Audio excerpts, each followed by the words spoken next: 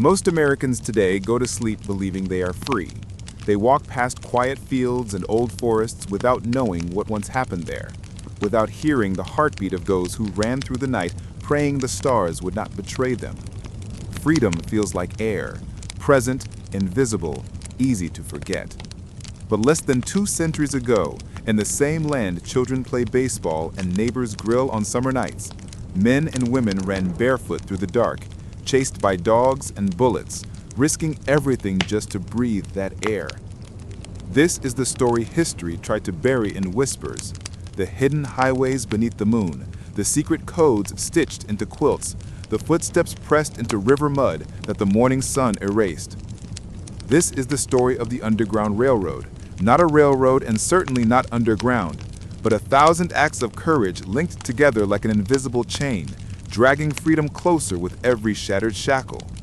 And at the center of our story is a girl named Eveline Carter, born into chains, but with a fire inside that no master could douse. She would never be famous like Harriet Tubman. She would never be carved into stone monuments or printed in school books. But without her, dozens who history forgot would never have reached the land where the North Star promised freedom. The year was 1846, and Eveline was 12 the first time she tasted rebellion. She lived on the Dunmore plantation, stretching miles along the dark waters of the Combahee River in South Carolina. The land was rich with rice, thick with mosquitoes, and soaked with the sweat of hundreds of enslaved workers. Every morning before the roosters crowed, the quarters would wake to the slap of a guard's cane against wooden doors. And every night, bodies collapsed on dirt floors so exhausted that even dreams couldn't reach them. But Eveline dreamed anyway. She dreamed of the river that ran beyond the plantation's borders, imagined following its curve northward until the air smelled different, like promise, like possibility. Her mother had whispered to her that somewhere far away, people who looked like them walked freely down streets and smiled without fear. Her mother didn't speak of that anymore. Not since the night Master William Dunmore sold Eveline's baby brother while he was still learning to walk. Grief stole Mama's voice after that. It left behind only silence and swollen eyes. That night, Eveline made herself a vow. No one would ever own her future. The chance to act came unexpectedly. It was just before dusk when the overseer's whip cracked against the back of Isaac, a wiry man whose name had already been carved into every lash mark on his skin. Isaac had stumbled in the fields after a dizzy spell. That was enough for punishment. As he fell to his knees, Eveline saw her father's eyes that had always been calm and patient, fill with something darker than she had ever seen. Before she could blink, he stepped between Isaac and the whip. A forbidden act, a suicidal act. The overseer froze in disbelief. Then his face twisted into something cruel and eager. "You want to take his lashes?" he hissed. Her father didn't speak. He simply nodded. The whip rose. She ran without thinking, legs pounding through tall grass, heart beating louder than the cicadas. She reached the overseer as the whip swung down and bit into his wrist. The weapon clattered to the ground. Everything stopped. The field worker stared wide-eyed from rows of green shoots. The overseer looked at her with a slow, growing fury. Her father's voice barely formed her name, "Eve," before the overseer struck her hard across the face. She tasted dirt and blood. When she opened her eyes again, the stars were out. She was back in the slave quarters, her mother's trembling hands pressed to her cheek. Her father knelt beside her, whispering prayers for forgiveness to God, not to the man who would surely punish them when morning came. That was the moment Eveline realized something. If she stayed, the plantation would swallow her alive. It would swallow her family.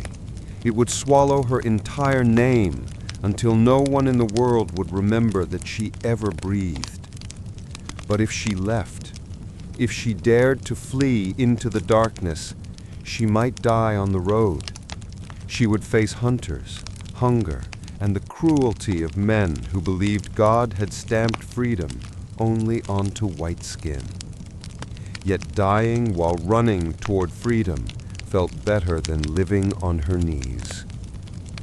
In the corner of the candlelit room, an old woman named Aunt Miriam watched Eveline without blinking. Miriam had always been the quiet one, too quiet, some said, but her silence was made of secrets, not fear. When everyone else drifted into uneasy sleep, she leaned close and whispered, "If you ever run, follow the river.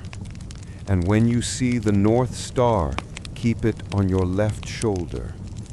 There are people out there who will help you. They call it the railroad, but there are no trains, only the brave." Eveline stared at the tiny flicker of flame on the dying candle wick. A railroad made of bravery, a path nobody could see except those who dared to search for it. That night, as the moon slid across the sky, Eveline rose silently. She pressed a kiss to her mother's forehead and whispered a promise to come back for her one day. Then she crept into the darkness barefoot, breath shaking, determination burning. The river was waiting. Dogs howled from somewhere behind her. The chase had already begun. And Eveline Carter, 12 years old, heart pounding, feet cut by briars, took her first step toward a world she had only ever heard of in whispers. Freedom.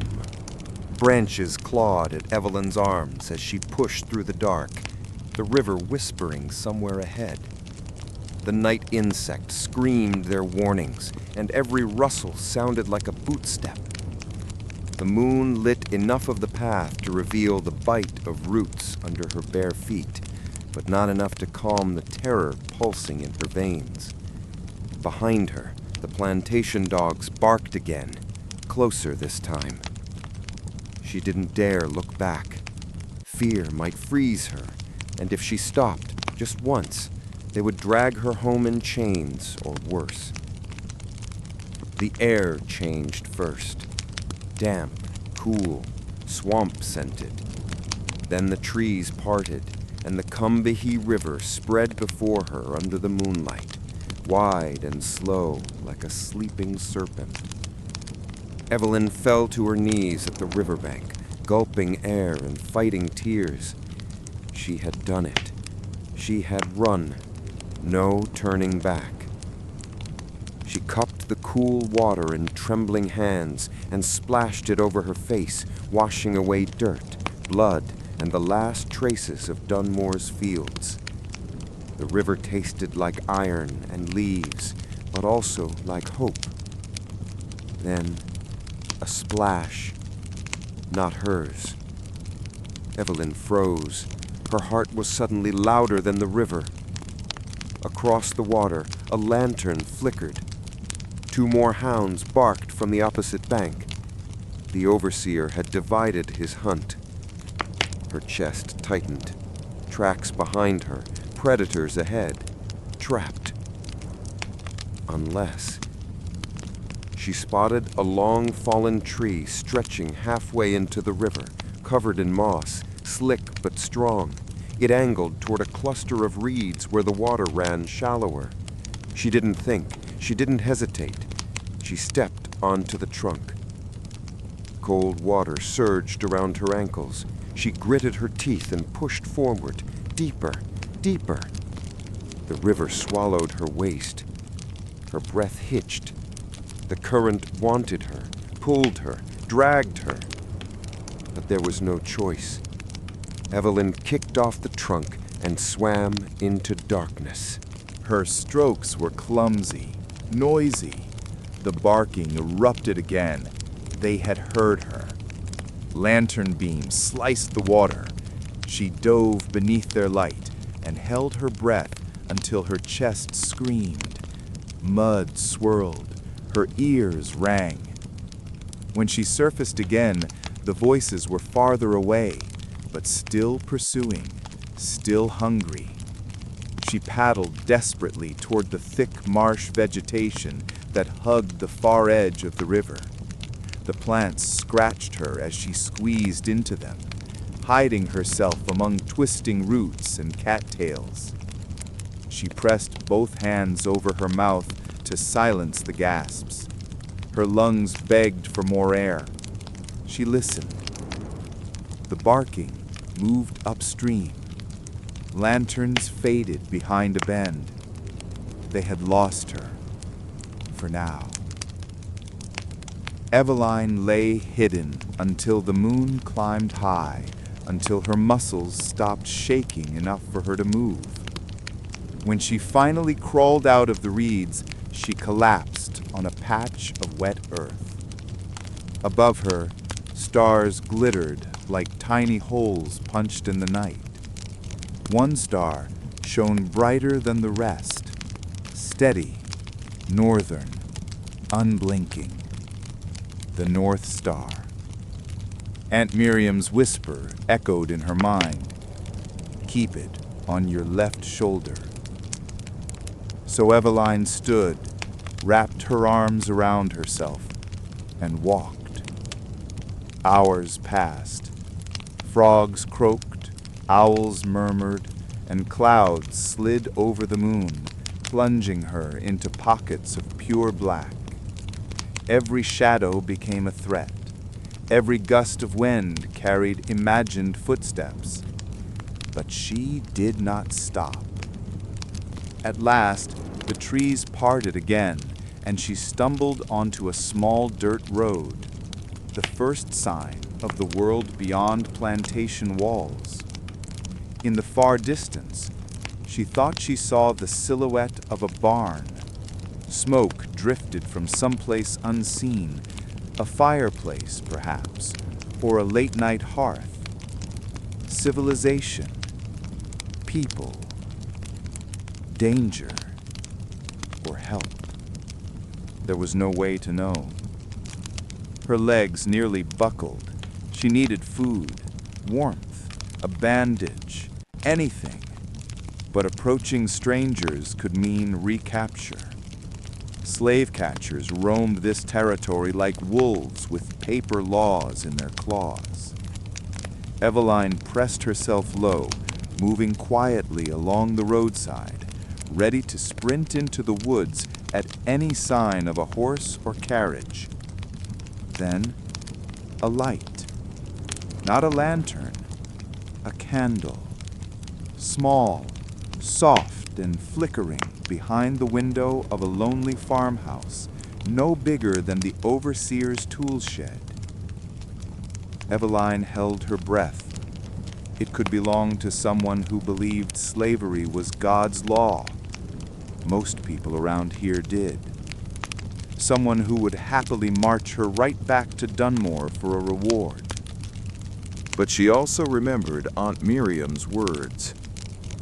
There are people out there who will help you. Her feet moved before fear could argue.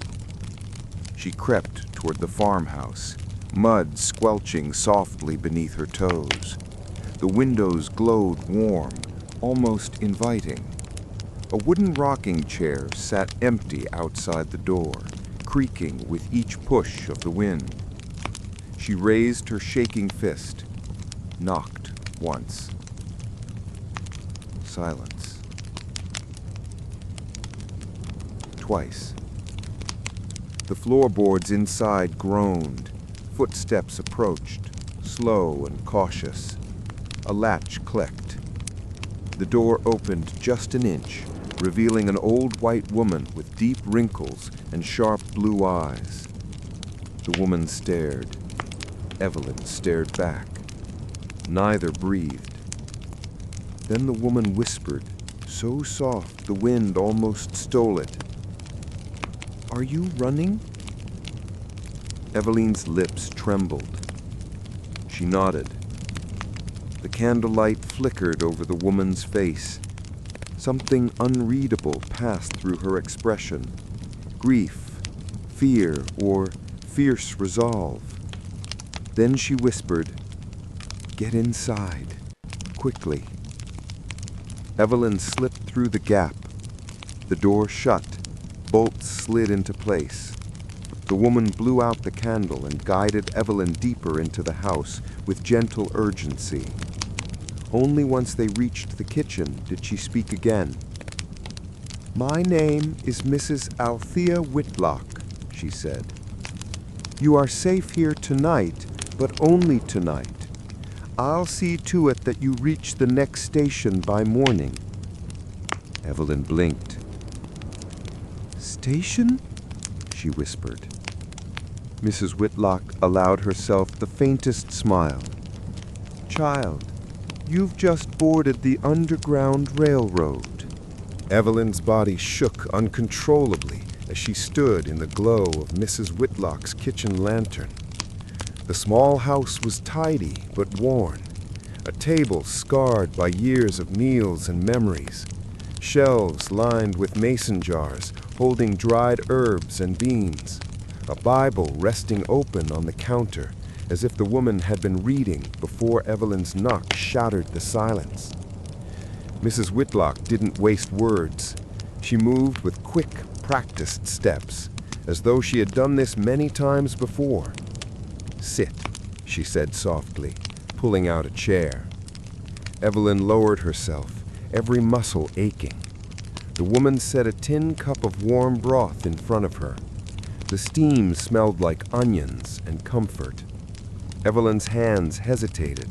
She had never been offered food that wasn't ordered by someone else. Mrs. Whitlock nodded. "Eat, child." Evelyn took one cautious sip, then another, then nearly gulped the rest. Warmth spread through her hollow stomach like fire. Mrs. Whitlock watched her, eyes softening with every swallow. "How far did you come?" Evelyn wiped her mouth with the back of her hand. "From Dunmore Plantation," she whispered. Those words made the woman's mouth tighten. "I've heard of that place. Brutal hands run that land." Evelyn nodded, but didn't speak further. Some truths were too painful to put into sound. Mrs. Whitlock crouched before her. "Listen to me carefully," she said. "You are safe here only until dawn. Then I'll take you across 2 miles of woods to a church cellar. From there, another conductor will guide you north." Conductor. Station. None of this was a train, but she understood the idea now. One person to the next, like stepping stones nobody could see. "And after that?" Evelyn asked. Mrs. Whitlock placed a gentle hand on Evelyn's shoulder. "After that, more stations, more nights on the road, more people who believe you deserve a life where no one can sell your soul." Tears pricked Evelyn's eyes. She blinked them away. "There's danger. Slave catchers, soldiers, posters with rewards higher than most farmers see in a year. They will hunt you like a fox. But if you keep going," she paused, her voice lowered, "one day you'll look back and see no chains at all." Evelyn nodded slowly. "I'm not going back." "Good," the woman said. "We just have to make sure they don't force you to." A sudden knock rattled the door. 3 sharp raps. Evelyn almost dropped her cup. Her heart shot to her throat. Mrs. Whitlock's face flashed with fear. Then she held up a hand. "Stay silent." She walked to the door, footsteps careful, cautious. Her shadow trembled against the wall. A voice answered, low, urgent. "It's Jonah." Mrs. Whitlock's entire body relaxed with a shaky exhale. She unlatched the door. A tall, black man stepped inside, wiping sweat and rain from his brow. His clothes were plain but sturdy, his boots caked with dirt from long journeys. He spotted Eveline immediately. "So she made it," he said. She stared at him. You knew I was coming?" Jonah nodded once. Word travels faster than horses on this railroad. Mrs. Whitlock locked the door again, a habit carved by fear. Jonah removed his hat, revealing kind eyes, hardened by experience. "How old are you?" he asked Eveline. 12, she replied. He whistled softly. Braver than most grown folks. Eveline didn't feel brave. Her legs still shook, her jaw still hurt from the overseer's blow, but she kept her chin lifted. Jonah spread a quilt across the table, dark squares and bright triangles stitched into patterns that seemed random, but the adult studied them like maps. "What is that?" Eveline asked. "A message," Jonah replied. "Safe passage or danger. Depends on the stitches." Mrs. Whitlock tapped one corner shaped like a log cabin. "This means this house helps runaways, but only those who know how to read it." Eveline stared. Quilts, beautiful blankets she had seen hanging on fences to dry, were actually hidden signals. Clues passed in daylight beneath the eyes of slave owners who never bothered to imagine slaves could decode anything. "How did you learn this?" Eveline whispered. Jonah's voice turned solemn. "Pain teaches faster than school." Another knock, but this time 2 taps, then 1, a different rhythm. Mrs. Whitlock dashed to the window, peering cautiously through the glass. "Horses," she whispered. "Riders coming up the road." Jonah's hand shot to the lantern. He snuffed the flame. The kitchen fell into thick darkness. Eveline's breath stopped working. Her heart pounded so loud she feared they would hear it. "They're stopping," Jonah murmured. "Checking houses." Mrs. Whitlock's voice cracked. "Slave catchers." Eveline dropped to her knees instinctively, as if shrinking could save her. Jonah crouched beside her, whispering, "Stay quiet, no matter what." Boots stomped outside, heavy, confident, searching. A harsh voice shouted, "Open up! We're checking for runaways." Eveline clenched her fists until her nails cut her palms. Mrs. Whitlock did not move, not even to breathe. Another voice muttered something about a small footprint by the road. Dogs sniffed. Eveline bit her lips so hard she tasted blood. The knocking came again, louder, demanding. Jonah's fingers brushed something metal, a hidden pistol tucked under the table. But Mrs. Whitlock shook her head fiercely in the dark. A gunshot would doom them all. Eveline stared at the door. If they entered, if they searched even a minute, this station would fall. Her second chance at life would end. Then a sharp whistle cut through the night, a signal from farther down the road. The riders paused.